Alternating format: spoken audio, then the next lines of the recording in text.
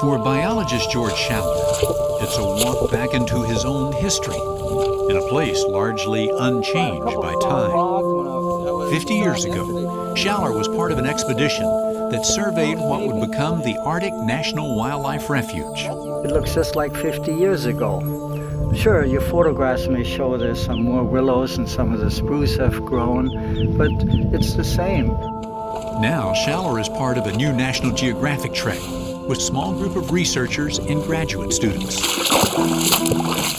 For weeks, they traversed more than 1,000 miles of the 19 million acre refuge, which lies within the Arctic Circle. This habitat is home to some 45 species of marine and land mammals. Here, wildlife is allowed to flourish without human impact. Anwr was established in 1960 and expanded in 1980 to protect a massive Arctic ecosystem. It's about the size of South Carolina. Only a few hundred native people live within the boundaries of this refuge. For the most part, it's untouched by humans. But all that could change. Some people want to explore for oil on a small percentage of Anwr land, in an effort to decrease U.S. dependence on foreign oil. Conservationists worry that drilling for oil inside Anwr will lead to the eventual exploitation of an area that's been set aside as purely a wilderness region.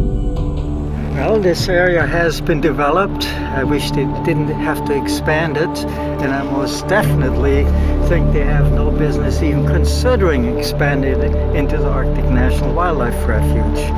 There's some places on Earth that should be kept for the future without greed, without compromise. And Arctic National Wildlife Refuge is one.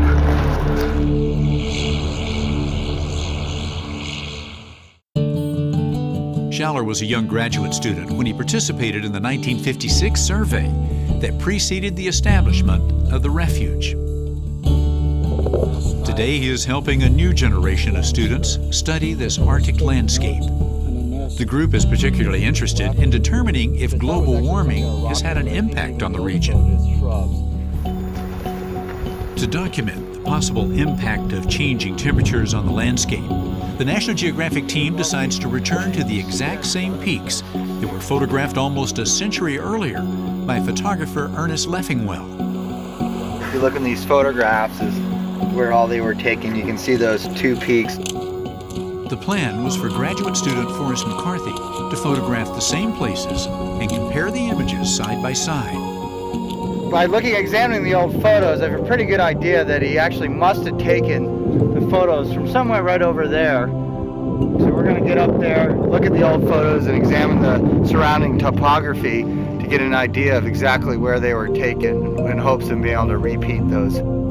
The task is made somewhat easier by the fact Leffingwell left piles of rocks to show where he had been. These century-old signposts helped McCarthy to get accurate shots.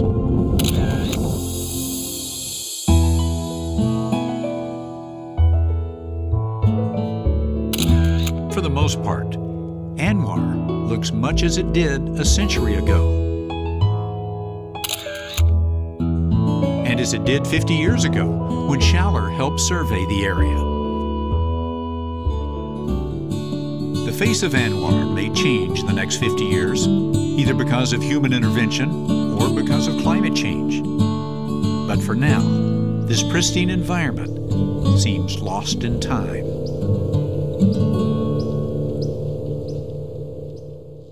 Sponsored by National Geographic Mission Programs, taking science and exploration into the new millennium.